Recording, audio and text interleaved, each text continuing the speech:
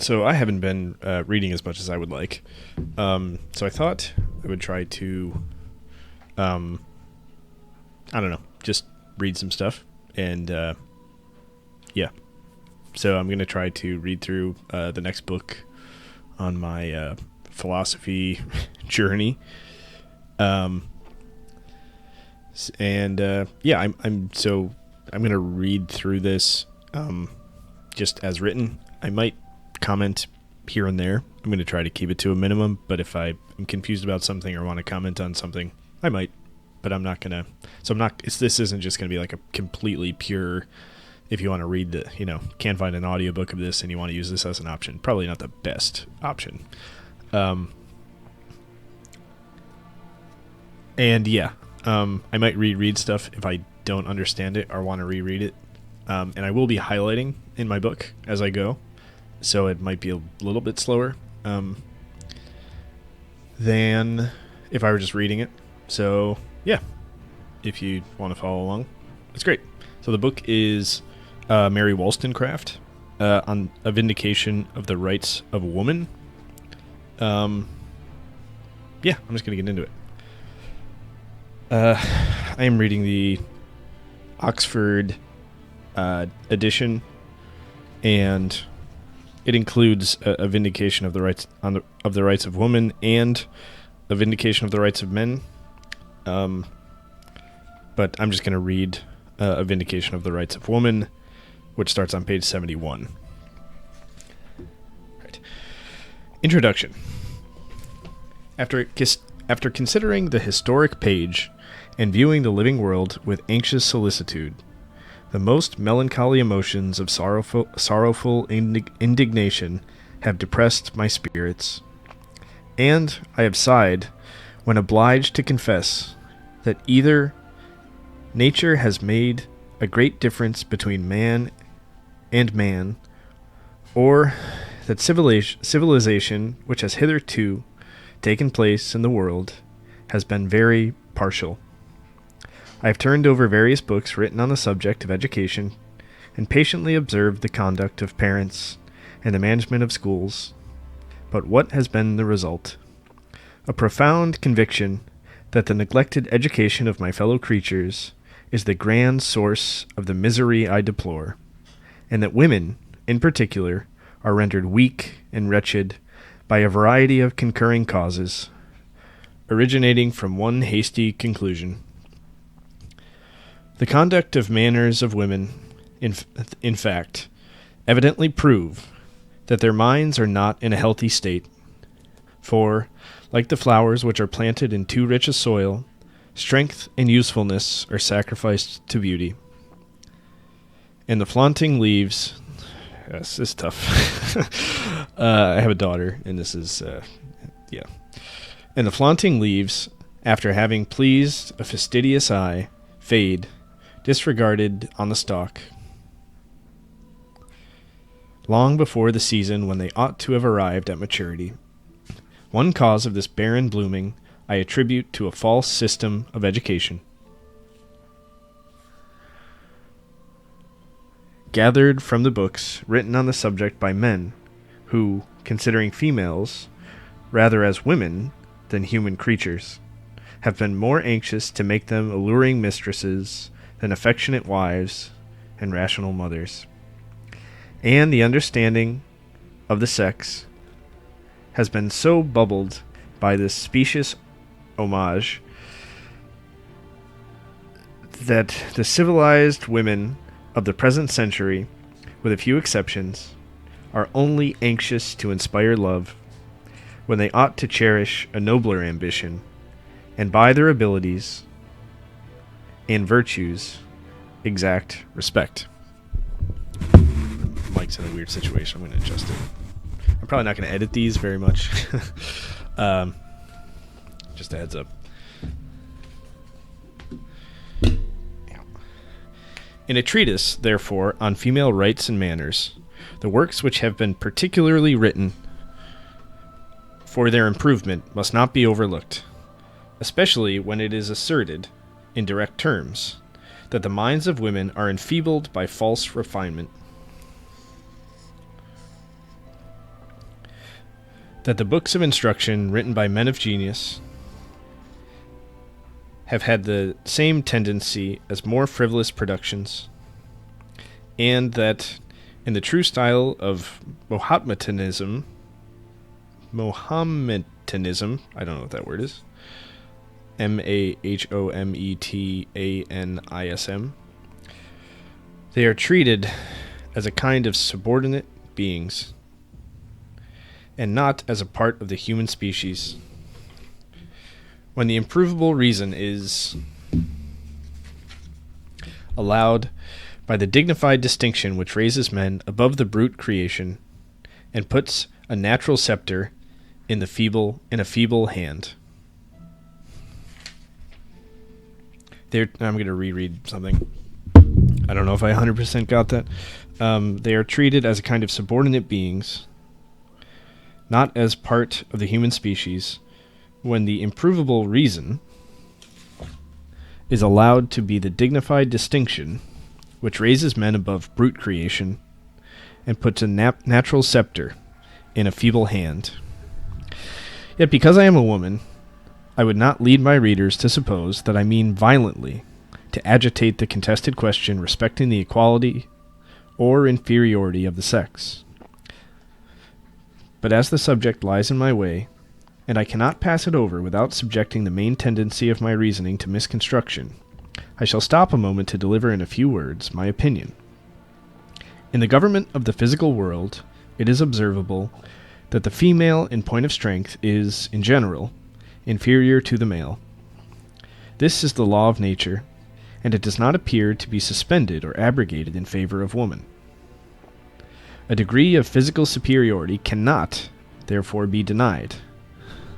In the government of the physical world, it is observable that the female, in point of strength, This is the law of nature, and it does not appear to be suspended or abrogated in favor of woman. A degree of physical superiority cannot, therefore, be denied, and it is a noble prerogative. But not content with this natural preeminence, men endeavor to sink us still lower, merely to render us alluring objects for a moment, and women, intoxicated by the adoration of such men under the influence of their senses, pay them, do not seek to obtain a durable interest in their hearts, or to become the friends of the fellow creatures who find amusement in their society. I am aware of an obvious inference. From every quarter I have heard exclamations against masculine women. But where are they to be found? If by this appellation men mean to inveigh against their... If by this men mean to inveigh against their ardor in hunting, shooting, and gaming, I shall most cordially join in the cry. But if it be against the imitation of manly virtues, or more properly speaking, the attainment of those talents and virtues, the exercise of which ennobles the human character, and which raise females in the scale of animal being, when they are comprehensively termed mankind, all those who view them in a philosophic eye must, I should think, wish with me that they grow every day, grow more and more masculine. This discussion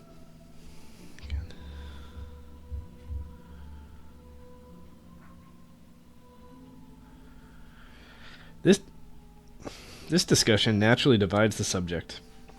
I shall first consider women in the grand light of human creatures, who, in common with men, are placed on this earth to unfold their faculties, and afterwards I shall more particularly point out their peculiar designation. I wish also to steer clear of an error, which many respectable writers have fallen into. Oh shit! I gotta stop messing with the mic.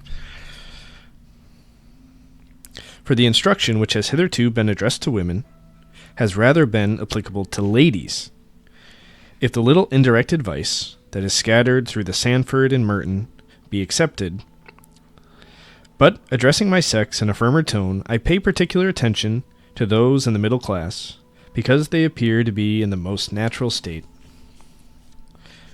I think she was writing this around the time of the French Revolution, which is kind of, 1790s. So it's kind of interesting. She kind of made the point, I'm not trying to be too too revolutionary here. Don't like start violently uprising women, because probably it's either shortly after or around the time of the Reign of Terror. Perhaps the seeds of false refinement, immorality, and vanity have ever been shed by the great. Weak, artificial beings raised above the common wants and affections of their race, in a premature, unnatural manner, undermine the very foundation of virtue and spread corruption through the whole mass of society.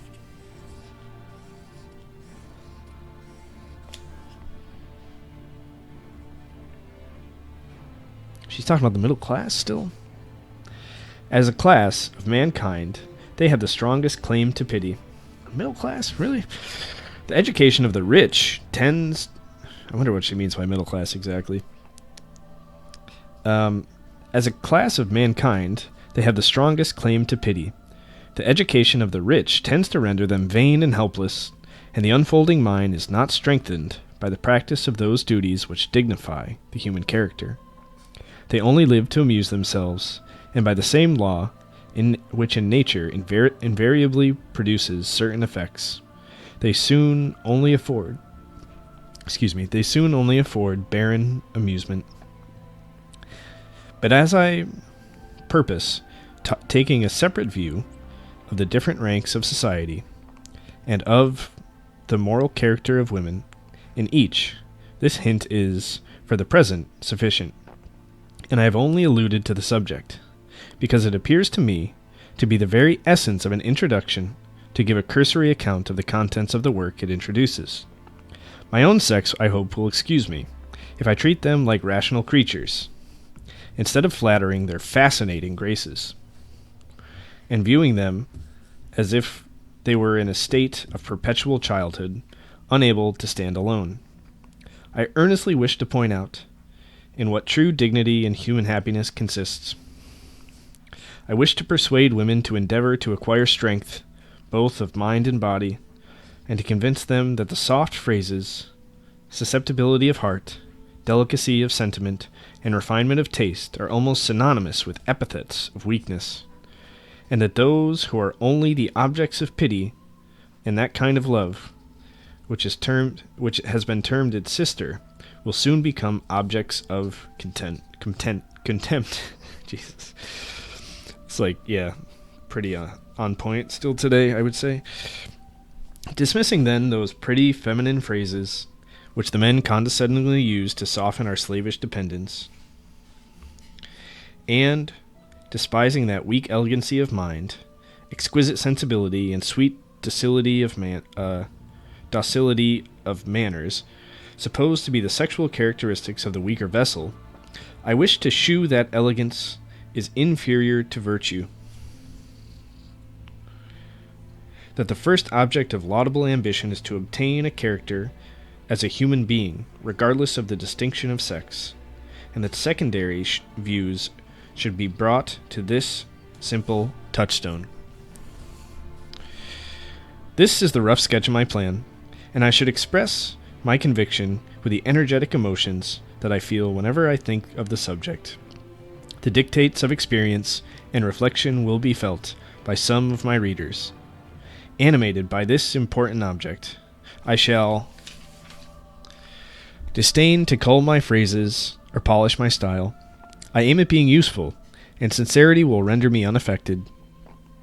For, wishing rather to persuade by the force of my arguments than dazzle by the elegance of my language, her language is pretty elegant, and it's very, I don't know, I would call it pretty polished, to be honest with you. It's very, I don't know, that's an aside, but most of the time, whatever, never mind.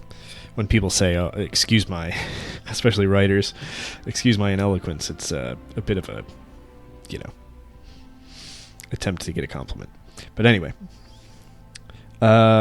For wishing rather to persuade by the force of my arguments than dazzle by the elegance of my language, I shall not waste my time in rounding periods, or in fabricating the turgid bombast of artificial feelings, which coming from the head, never reach the heart. I shall be employed about things, not words, and anxious to render my sex more respectable members of society. I shall try to avoid that flowery diction which has slided from the essays into novels, and from novels into familiar letters and conversation. These pretty superlatives, dropping glibly from the tongue, vitiate the taste, and create a kind of sickly delicacy that turns away from simple, unadorned truth. And a deluge of false sentiments and overstretched feelings, stifling the natural emotions of the heart, render the domestic pleasures insipid, that ought to sweeten the exercise of those severe duties which educate the rational and immortal being for a nobler field of action. I mean, there's a pretty good example. Like, she's talking about not being very poetic, that she says it's something insanely beautiful and interesting. The education of women has, of late, been more attended to than formerly. Yet, they are still reckoned a frivolous sex, and ridiculed or pitied by the writers who endeavor by satire or instruction to improve them. It is acknowledged that they spend many of the first years of their lives in acquiring a smattering of accomplishments. Meanwhile, strength of body and mind are sacrificed to libertine notions of beauty, to the desire of establishing themselves. The only way women can rise in the world, by marriage. And this desire, making mere animals of them, when they marry, they act as such children may be expected to act. They dress, they paint, they nickname God's creatures. Surely these weak beings are only fit for a seraglio. I don't know that word. Seraglio? Maybe the G is silent? I don't know. Can they be expected to govern a family with judgment, or take care of the poor babes whom they bring into the world? If then it can be fairly deduced from the present conduct of the sex, from the prevalent fondness for pleasure, which takes place of ambition, and those nobler passions that open and enlarge the soul, that the instruction which women have hitherto received has only tended, with the constitution of civil society, to render them insignificant objects of desire, mere propagators of fools, it can be proved that in aiming to accomplish them, without cultivating their understandings, they are taken out of their sphere of duties, and made ridiculous and useless when the short-lived bloom of beauty is over. I presume rational men will excuse me for endeavoring to persuade them to become more masculine and respectable. I think I'm going to skip over the footnotes. There's a footnote after over, when the short-lived bloom of beauty is over. Footnote 1. A lively writer, I cannot recollect his name, asks what business women turned of 40 have to do in the world. Indeed, the word masculine is only a bugbear. There is little reason to fear that women will acquire too much courage or fortitude, for their apparent inferiority with respect to bodily strength must render them, in some degree, dependent on men in the various relations of life. But why should it be increased by prejudices that give a sex to virtue, and confound simple truths with reveries? Women are, in fact, so much degraded by mistaken notions of female excellence that I do not mean to add paradox when I assert that the artificial weakness produces a propensity to tyrannize, and gives birth to cunning, a natural opponent of strength, which leads them to play off those contemptible infantine airs that undermine esteem, and whilst they excite desire. I'm going to read that again. I'm sorry.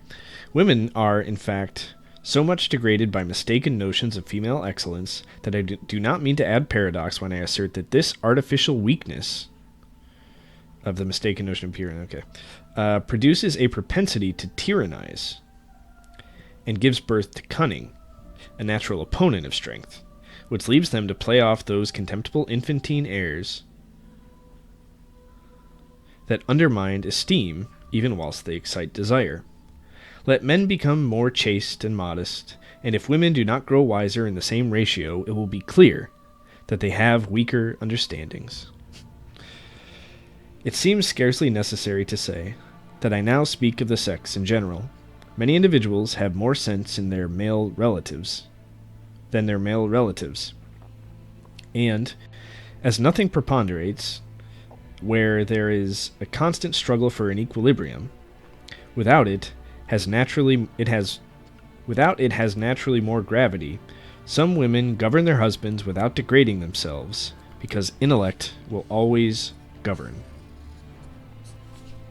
Alright, that's the end of the introduction.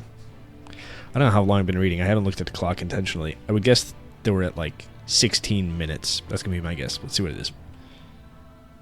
21. Okay. Alright.